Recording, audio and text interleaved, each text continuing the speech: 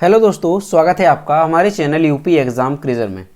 दोस्तों, आज के वीडियो में हम 20 मई से संबंधित उत्तर प्रदेश के सभी एग्ज़ाम्स के लिए मोस्ट इम्पॉर्टेंट करंट अफेयर के क्वेश्चंस को डिस्कस करेंगे और हर एक क्वेश्चन से रिलेटेड आपको फैक्ट भी बताएंगे। और वीडियो के अंत में हम आपसे एक क्वेश्चन भी पूछेंगे जिसका जवाब आपको कमेंट बॉक्स में देना है। और अगर आपको इसकी PDF डाउनलोड करनी है तो इसकी PDF आप हमारे टेलीग्राम ग्रुप से डाउनलोड कर सकते हैं। टेलीग्राम ग्रुप की लिंक आपको वीडियो के डिस्क्रिप्शन में मिल जाएगी। और दोस्तों, ये जो Uttar Pradesh daily current affair का वीडियो है, ये यूपी के सभी कॉम्पिटिटिव एग्जाम्स जैसे UP PSC, RO, ARO, Uttar Pradesh शिक्षक भर्ती, यूपी SI, लेखपाल वीडियो और यूपी पुलिस, यानी यूपी के जितने भी कॉम्पिटिटिव एग्जाम्स हैं सभी के लिए मोस्ट इम्पॉर्टेंट है। तो अगर आप उत्तर प्रदेश के किसी भी एग्ज़ाम्स की तैयारी कर रहे हैं तो इस वीडियो को रेगुलर जरूर देखें। तो चलिए शुरू करते हैं। वीडियो स्टार्ट करने से पहले 2021 और 22 में जो नियुक्तियां की गई हैं उनको एक बार देखते हैं। तो दोस्तों, लोकसभा अध्यक्ष वर्तमान में कौन है? तो ओम बिरला हैं। सर्वोच्च न्यायालय के मुख्य न्यायाधीश कौन है? तो NV रमणा, ये जो है सर्वोच्च न्यायालय के मुख्य न्यायाधीश हैं। भारतीय थल सेना के अध्यक्ष कौन है? जनरल मनोज पांडे। इनका हाल ही में जो है चयन किया गया, यानी हाल ही में ये नियुक्त हुए थे।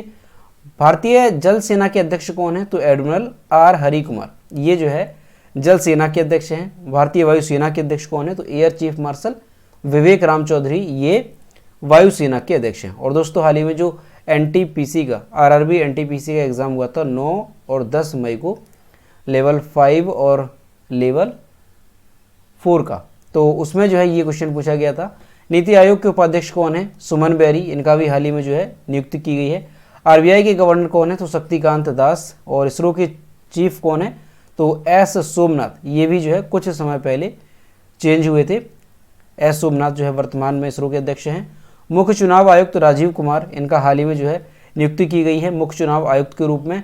और दोस्तों, WTO की महानिदेशक यानी वर्ल्ड ट्रेड ऑर्गेनाइजेशन के महानिदेशक कौन है? तो नगोजी ओंकोजो इवेला, ये जो है WTO की महानिदेशक हैं। और दोस्तों, ये क्वेश्चन भी RRB NTPC जो 9 और 10 मई को एग्जाम हुआ था उसमें पूछा गया था। और ये क्वेश्चन हमने आपको कराया था।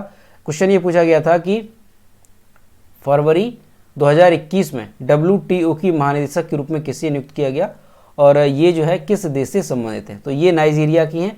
और ये क्वेश्चन हमने आपको कराया था। आप जो है 18 या 17 फरवरी 2021 का वीडियो देखेंगे तो ये क्वेश्चन आपको वहाँ मिल जाएगा।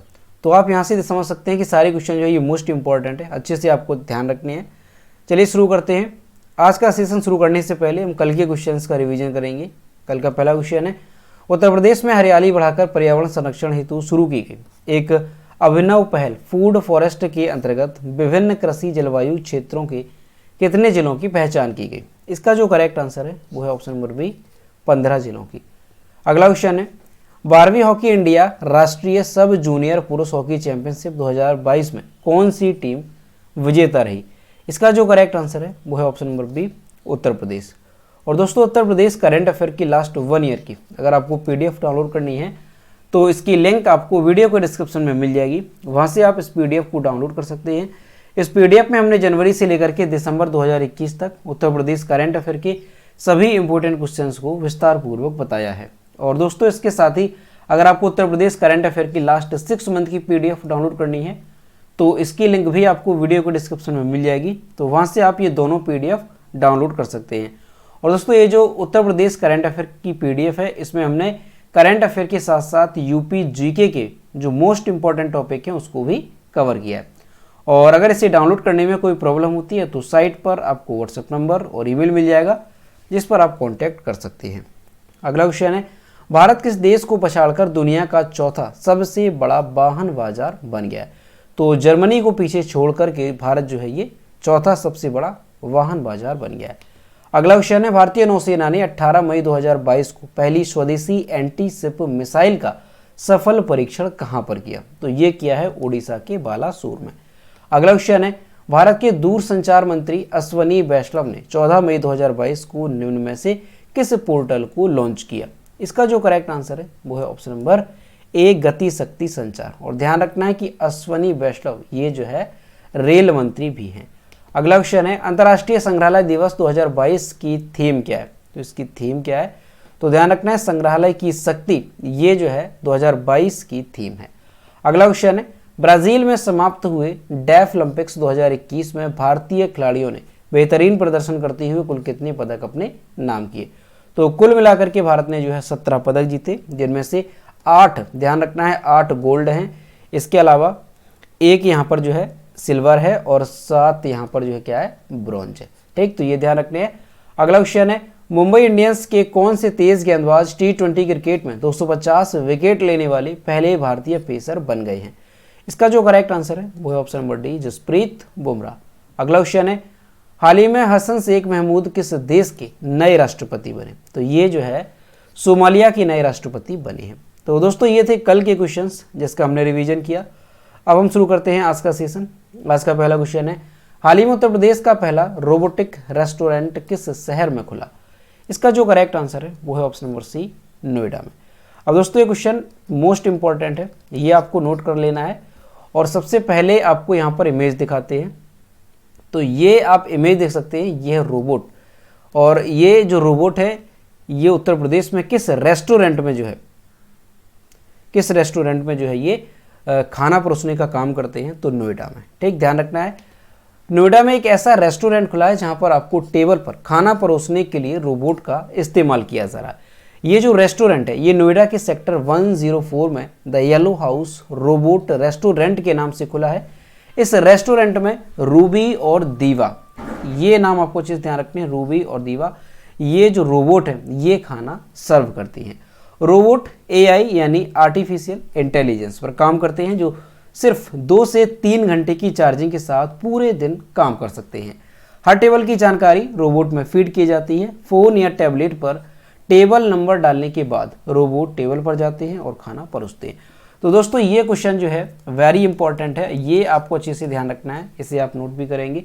ये जो है आपके आने वाले, अगर उत्तर प्रदेश का कोई एग्जाम है तो वहाँ ये क्वेश्चन जो है निश्चित तौर पर पूछा जा सकता है। तो ध्यान रखना है कि प्रदेश का ऐसा ये पहला रेस्टोरेंट है जहाँ पर एक रोबोट जो है काम करेगा। अब ये जो रोबोट है, दोनों नाम ध्यान रखने, एक तो रूबी और दूसरा है दीवा। ठीक, 2 रोबोट है इनका, एक का नाम है रूबी और एक का नाम है दीवा। तो ये नाम भी इंपॉर्टेंट है, ध्यान रखने कि किस नाम के रोबोट जो है रेस्टोरेंट में खाना सर्व करते हैं, तो रूबी और दीवा नाम के। तो ध्यान रखना है कहाँ पर है, पहली बात तो नोएडा में, और नाम क्या है, रूबी और दीवा। चलिए अगला क्वेश्चन है, उद्यान एवं खाद्य प्रसंस्करण विभाग की 5 साल की कार्य योजना या रोड मैप के तहत प्रदेश में कितनी क्षेत्रीय खाद्य सुरक्षा एवं परीक्षण प्रयोगशालाओं की स्थापना की जाएगी? इसका जो करेक्ट आंसर है वो है ऑप्शन नंबर बी, 17। 17 मई 2022 को उत्तर प्रदेश के उप मुख्यमंत्री केशव प्रसाद मौर्य की अगुवाई में उद्यान एवं खाद्य प्रसंस्करण विभाग की 5 साल की कार्य योजना यानी रोड मैप तैयार किया गया। तैयार की गई कार्य योजना के तहत प्रदेश में 17 क्षेत्रीय खाद्य सुरक्षा एवं परीक्षण प्रयोगशालाओं की स्थापना की जाएगी। खाद्य प्रसंस्करण क्षेत्र के प्रोत्साहन हेतु 45 इंक्यूबेशन सेंटर्स की स्थापना की जाएगी और 11 mega food agri processing cluster की स्थापना का लक्ष्य निर्धारित किया गया। तो यहाँ से आपको ध्यान रखना है कि उत्तर प्रदेश में जो है खाद्य प्रसंस्करण विभाग की 5 साल की जो कार्य योजना है यानी रोड मैप तैयार किया गया और उसके तहत जो है प्रदेश भर में 17 क्षेत्रीय खाद्य सुरक्षा एवं परीक्षण प्रयोगशालाओं की स्थापना की जाएगी। ठीक, तो ध्यान रखना है कितनी, 17। अगला क्वेश्चन है, हाल ही में किसने उत्तर प्रदेश ई विधानसभा का लोकार्पण किया? वेरी इंपॉर्टेंट, नोट कर लेना है। इसका जो करेक्ट आंसर है वो है option number B, Yogi Adityanath ने।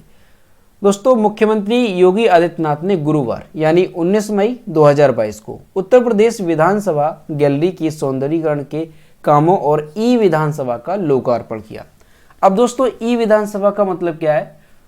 पहली बात तो ये आपको यहाँ पर ध्यान रखनी है कि उत्तर प्रदेश की जो विधानसभा है ये देश की पहली ई विधानसभा हो गई है। ठीक, आपको ध्यान रखना, अगर पूछा जाता है कि देश की पहली ई विधानसभा जो है वो किस राज्य की रही, तो उत्तर प्रदेश।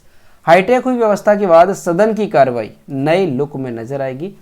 ई विधानसभा का मतलब क्या है? तो दोस्तों ई विधानसभा का मतलब ये है कि विधानसभा में कोई भी जो काम है, सभी काम जो है ये पेपरलेस होंगे, यानी जो विधायक और मंत्री हैं उनके हाथों में अब पेपर देखने को नहीं मिलेंगे, बल्कि क्या होगा, टैबलेट उनके हाथों में होगा, क्योंकि ये जो पूरी कार्रवाई है वो पेपरलेस होगी।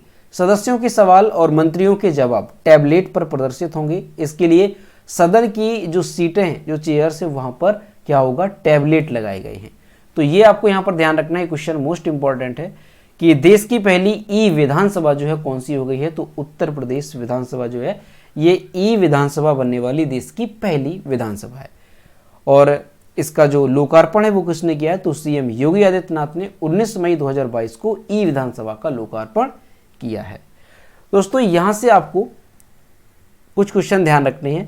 पहली बात तो अगर आपसे ये पूछा जाता है कि देश का पहला डिजिटल हाई कोर्ट यानी देश का पहला पेपरलेस हाई कोर्ट जो है वो कौन सा है, तो अगर ये पूछा जाता है कि पेपरलेस हाई कोर्ट, तब आपको ध्यान रखना है, यहाँ पर हम लिखते हैं अगर आपसे पूछा जाता है पेपरलेस हाई कोर्ट, तब आपका आंसर हो जाएगा केरल। ठीक, केरल हाई कोर्ट। और अगर ये पूछा जाए कि दुनिया की पहली पेपरलेस सरकार कौन सी है, तो यहाँ पर देखेंगे दुनिया की पहली पेपरलेस सरकार है यूएई। ठीक, और अगर ये पूछा जाए कि देश की पहली ई विधानसभा जो है कौन सी है, तो ये है उत्तर प्रदेश विधानसभा। दोस्तों उत्तर प्रदेश के बारे में जानते हैं, तो सबसे पहले मैप में देखेंगे कि उत्तर प्रदेश कहाँ पर है। तो यहाँ पर आप देख सकते हैं ये है उत्तर प्रदेश मैप में।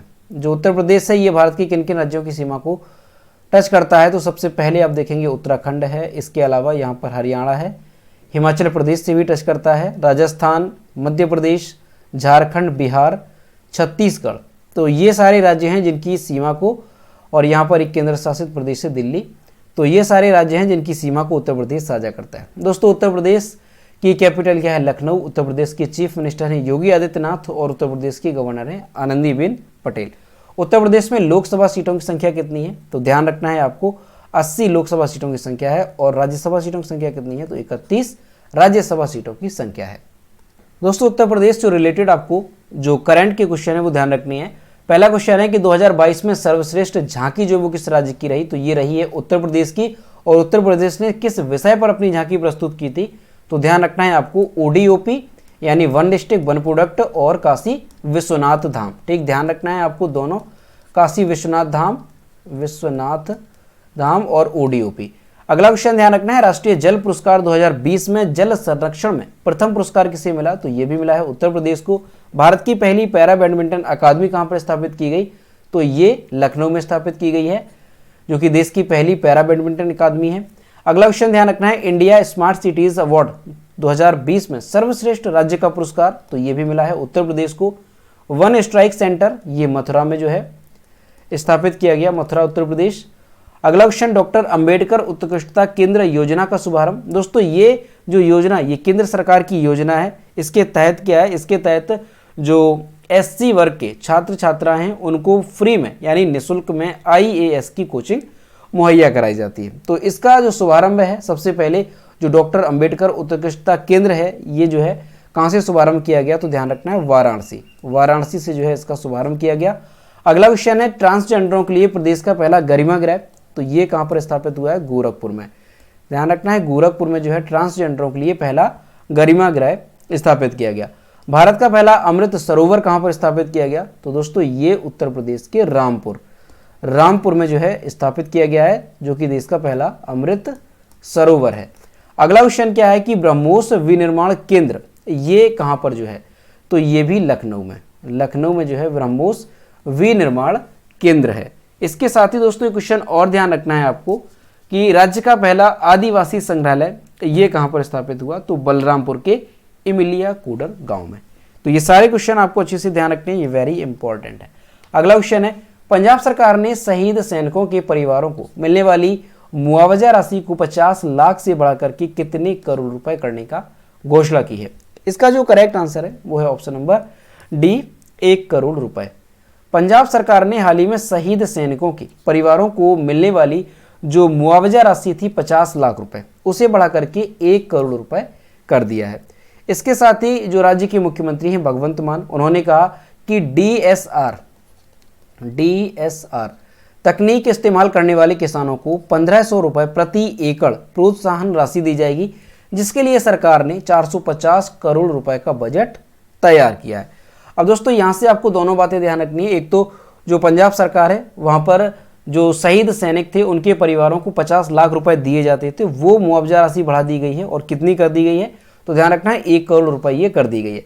इसके साथ ही जो मुख्यमंत्री हैं वहाँ के भगवंत मान, तो उन्होंने ये कहा कि DSR जो तकनीकी है इसका इस्तेमाल करने वाले जो किसान होंगे उनको जो है 1500 रुपये प्रति एकड़ प्रोत्साहन राशि दी जाएगी। अब दोस्तों DSR तकनीकी है क्या, तो DSR का फुल फॉर्म क्या है, तो डायरेक्ट सीडिंग राइस। दोस्तों ये तकनीकी क्या होती है कि जो धान होता है, धान यानी चावल जो होता है, इसकी पैदावार कैसे की जाती है, तो इसको क्या होता है कि पहले पौधों की नर्सरी तैयार की जाती है। जो किसान होते हैं वो पौधों की नर्सरी तैयार करते हैं। उसके बाद जब पौधे तैयार हो जाते हैं 25 से 30 दिन बाद फिर जो है उसकी रुपाई की जाती है, उन धान की रुपाई जो है की जाती है। लेकिन जो DSR तकनीकी है इसमें पौधों की नर्सरी तैयार नहीं की जाती है, इसमें डायरेक्ट यानी जो मशीन होती है ट्रैक्टर से उस मशीन को जोड़ करके सीधा खेतों में जो चावल होते हैं उनको बोया जाता है। तो ये होती है डायरेक्ट सीडिंग राइस। तो इसी तकनीकी को इस्तेमाल करने वाले जो किसान होंगे उनको 1500 रुपये प्रति एकड़ प्रोत्साहन राशि दी जाएगी। और इससे लाभ क्या है, तो इससे कई तरह के लाभ है। पहली बात तो ये कि समय की बचत होती है, दूसरा इसमें ये पानी की बचत होती है क्योंकि पौधों को उगाया जाएगा तो उसमें पानी भी खर्च होगा। इसके साथ ही इसमें जो है पैसों की भी बचत होती है क्योंकि नर्सरी तैयार करने की आवश्यकता इसमें नहीं होती है। ठीक, तो दोनों बातें यहाँ से आपको चीज़ से ध्यान रखनी है। अगला क्वेश्चन है, सुप्रीम कोर्ट ने किस पूर्व प्रधानमंत्री की हत्या के संदिग्ध को रिहा करने का आदेश दिया? इसका जो करेक्ट आंसर है वो है option number A, Rajiv Gandhi. दोस्तों यहाँ पर इमेज में देख सकते हैं, ये पूर्व प्रधानमंत्री राजीव गांधी की हत्या के संदिग्ध थे जिनको गिरफ्तार किया गया था। सुप्रीम कोर्ट ने पूर्व प्रधानमंत्री राजीव गांधी की हत्या के एक दोषी, नाम क्या था, एजी पैरा रिवलिन, को किसी भी कारण या इससे पहले लंबित मामलों में पूर्ण न्याय के लिए या असाधारण शक्तियां देने के लिए संविधान के अनुच्छेद 142 का प्रयोग किया। पैरा रिवलिन को LN राव और BR गवई की नेतृत्व वाली न्यायाधीशों की एक पीठ ने मुक्त कर दिया है, जिन्होंने उनकी लंबी कैद को ध्यान में रखा। मार्च 2022 में सुप्रीम कोर्ट द्वारा जमानत दिए जाने तक पैरा रिवलिन ने अपने 32 वर्षों में से 29 साल एकांत कारावास में बिताए। 2014 में अदालत द्वारा उम्र कैद की सजा सुनाई जाने से पहले उन्होंने फांसी की सजा पर 16 साल बिताए थे। दोस्तों इसका पूरा मामला क्या है थोड़ा समझेंगे। दरअसल दोस्तों 21 मई 1991, ये डेट ध्यान रखनी है, 21 मई 1991। इस डेट को क्या हुआ था, इस डेट को पूर्व प्रधानमंत्री जो राजीव गांधी थे इनका मौत हुई थी। यानी एक रैली थी तमिलनाडु में, श्री पेरम्बदूर में, तो उसमें एक विस्फोट हुआ और उसी दौरान जो राजीव गांधी थे उनके निधन हो गया था। और दोस्तों इसी घटना को लेकर के जो एजी पैरा रिवलिन हैं इनको गिरफ्तार किया गया था और इसके साथ ही और भी कई सारे लोगों को गिरफ्तार किया गया था। और जब ये गिरफ्तार किए गए थे एजी पैरा रिवलिन, तो इनकी उम्र उस समय 19 वर्ष थी। और दोस्तों 1998 को 28 जनवरी 1998 को पैरा रिवलिन और इनके साथ ही 26 और लोगों को, नलिनी सहित, ठीक, पैरा रिवलिन और एक नलिनी और इसके साथ ही 26 लोगों को जो है मौत की सज़ा सुनाई गई थी। मौत की सज़ा सुनाई गई थी। लेकिन उसके बाद क्या हुआ, उसके बाद 11 मई 1999 को सुनवाई हुई और उसमें मुरुगन, संथान, पैरा रिवलिन और नलिनी, ये जो 4 अपराधी थे इनकी मौत की सज़ा को बरकरार रखा गया और बाकी के जो आरोपी थे उन्हें जो है उम्र कैद की सज़ा सुनाई गई। लेकिन दोस्तों फिर से एक सुनवाई की गई, कब की गई, 2014 में। 2014 में सुनवाई की गई और अदालत ने इनकी जो मौत की सज़ा थी, जो चारों आरोपी, इसकी मौत की सज़ा को किस में बदल दिया, उम्र कैद में बदल दिया।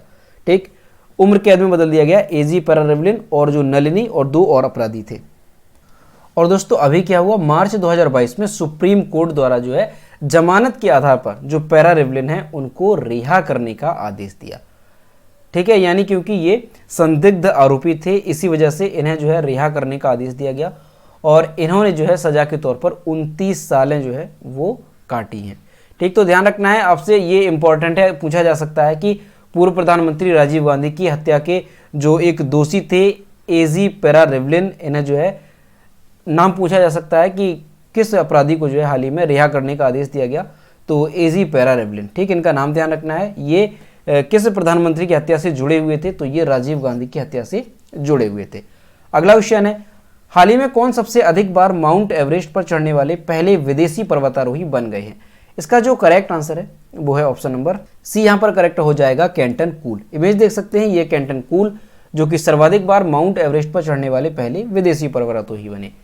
एक ब्रिटिश पर्वतारोही कैंटन कूल ने 16वीं बार दुनिया के सबसे ऊंचे पर्वत को फतह किया और वह सबसे अधिक माउंट एवरेस्ट पर चढ़ने वाले पहले विदेशी पर्वतारोही बन गए हैं।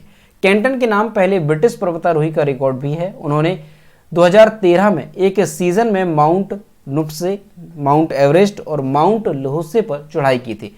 पिछले साल कैंटन ने दुनिया की सबसे ऊंची चोटी को फतह करने के बाद 29 घंटे से भी कम समय में माउंट ल्होत्से को शीर्ष पर पहुंचे थे। इससे पहले अमेरिकी पर्वतारोही डेव हैन 15 बार माउंट एवरेस्ट पर चढ़ चुके हैं। अब दोस्तों यहां से आपको क्या ध्यान रखना है कि माउंट एवरेस्ट को फतह करने वाले जो विदेशी पर्वतारोही सबसे अधिक बार वो कौन बन गए हैं, तो ये बन गए हैं कैंटन कूल। देखिए यहां से 2-3 तरह के क्वेश्चन बनते हैं। एक तो आपको ध्यान रखना है कि सर्वाधिक बार माउंट एवरेस्ट को फतह करने वाला कौन है, तो वो है कामी रीता सिरपा, जिन्होंने 26 बार माउंट एवरेस्ट को फतह किया। अगर ये पूछा जाए कि सर्वाधिक बार माउंट एवरेस्ट को फतह करने वाली महिला कौन सी है, तो वो है लखपा सिरपा, जिन्होंने 10 बार माउंट एवरेस्ट को फतह किया। और एक क्वेश्चन यहां से ये बनता है कि माउंट एवरेस्ट को सर्वाधिक बार फतह करने वाली विदेशी पर्वतारोही कौन से हैं, तो ये है कैंटन कूल, जिन्होंने 16वीं बार माउंट एवरेस्ट को फतह किया। दरअसल दोस्तों क्या है कि जो कामी रीता सिरपा है वो नेपाल के हैं और जो माउंट एवरेस्ट है उसकी लोकेशन भी नेपाल और चीन बॉर्डर पर पड़ती है। तो इसी वजह से ये पूछा गया कि विदेशी पर्वतारोही कौन है, तो ये है कैंटन कूल। अगला क्वेश्चन है, हाल ही में किसने इटालियन ओपन 2022 का खिताब जीता? इसका जो करेक्ट आंसर है वो है ऑप्शन नंबर बी, नोवाक जोकोविच। और इमेज देख सकते हैं, ये है नोवाक जोकोविच। दुनिया के नंबर 1 सर्बिया के नोवाक जोकोविच ने स्टेफानोस सितसिपास को हराकर रोम में इटालियन ओपन का 79वां संस्करण जीता और 38वां एटीपी मास्टर्स 1000 का ताज हासिल किया। नोवाक जोकोविच सेमीफाइनल में कैस्पर रूड को हराकर 1000 मैच जीत हासिल करने वाले ओपन एरा में 5वें व्यक्ति बन गए हैं। महिला एकल में इगा स्विटेक ने ओन्स जबूर को हराकर इतालवी ओपन का खिताब जीता। तो दोस्तों ध्यान रखना है, आपसे अगर पूछा जाता है कि हाल ही में इटालियन ओपन 2022 का खिताब जो है वो किसने जीता, तो ये जीता है नोवाक जोकोविच ने। यहाँ पर आप देख सकते हैं ये सारे यहाँ पर श्रेणियों में दिया गया है, पुरुष एकल, महिला एकल, पुरुष युगल और महिला युगल। ये सभी नाम आपको यहाँ से ध्यान रखने हैं। अगला क्वेश्चन है, हाल ही में किस राज्य या केंद्र शासित प्रदेश के उपराज्यपाल अनिल बैजल ने इस्तीफा दे दिया? इसका जो करेक्ट आंसर है वो है ऑप्शन नंबर ए, दिल्ली के। दोस्तों दिल्ली के जो उपराज्यपाल थे अनिल बैजल, इन्होंने 18 मई 2022 को अपने पद से इस्तीफा दे दिया। इसका कारण क्या है, तो मीडिया रिपोर्ट के अनुसार उन्होंने व्यक्तिगत कारणों का हवाला देते हुए इस्तीफा दिया है। अनिल बैजल ने नजीब जंग के इस्तीफे के बाद 2016 में दिल्ली के उपराज्यपाल का पद संभाला था। अनिल बैजल साल 1969 बैच के IAS अधिकारी थे। वे अटल बिहारी वाजपेयी के नेतृत्व वाली सरकार में केंद्रीय गृह सचिव के रूप में भी सेवा दे चुके हैं। तो ध्यान रखना है, आपसे अगर पूछा जाता है कि हाल ही में किस राज्य या केंद्र शासित प्रदेश के उपराज्यपाल ने इस्तीफा दिया है, तो दिल्ली के नाम क्या है, अनिल बैजल। अगला क्वेश्चन है, हाल ही में किसे लार्सन एंड टुब्रो के MD और CEO के रूप में नियुक्त किया गया? इसका जो करेक्ट आंसर है वो है option number C, SN Subramanian. Image देख सकते हैं, ये है SN Subramanian. Larsen and Toubro limited यानी LNT के वर्तमान उप प्रबंधन निदेशक और अध्यक्ष SN सुब्रमण्यन को प्रबंध निदेशक और मुख्य कार्यकारी अधिकारी नामित किया गया, जो 18 वर्षों में भारत के सबसे बड़े इंजीनियरिंग और निर्माण निगम के शीर्ष पर गार्ड के पहले बदलाव को चिन्हित करता है। SN सुब्रमण्यन कंपनी के CEO के रूप में MN नाइक की जगह लेंगे। दोस्तों यहां से आपको ध्यान रखना है कि LNT ये वही LNT है, ध्यान रखना है आपको, ये वही L&T ये वही LNT कंपनी है जिसने स्टैचू ऑफ यूनिटी जो सरदार वल्लभ भाई पटेल की प्रतिमा है उसको बनाया है। ठीक है, ध्यान रखना है। और इसी के अब मुख्य कार्यकारी अधिकारी किसे नामित किया गया और प्रबंध निदेशक, तो ध्यान रखना है SN सुब्रमण्यन को। अगला क्वेश्चन है, हाल ही में किसने Wangari Maathai forest champion award 2022 जीता? इसका जो करेक्ट आंसर है वो है ऑप्शन नंबर ए, करेक्ट हो जाएगा सेसिल नदजेबेट। इमेज देख सकते हैं, ये है सेसिल नदजेबेट। कैमरून के एक्टिविस्ट सेसिल नदजेबेट ने 5 मई 2022 को 2022 Wangari Maathai forest champions award जीता उन्हें वनों के संरक्षण और उन पर निर्भर लोगों के जीवन को बेहतर बनाने में उनके उत्कृष्ट योगदान के लिए सम्मानित किया गया।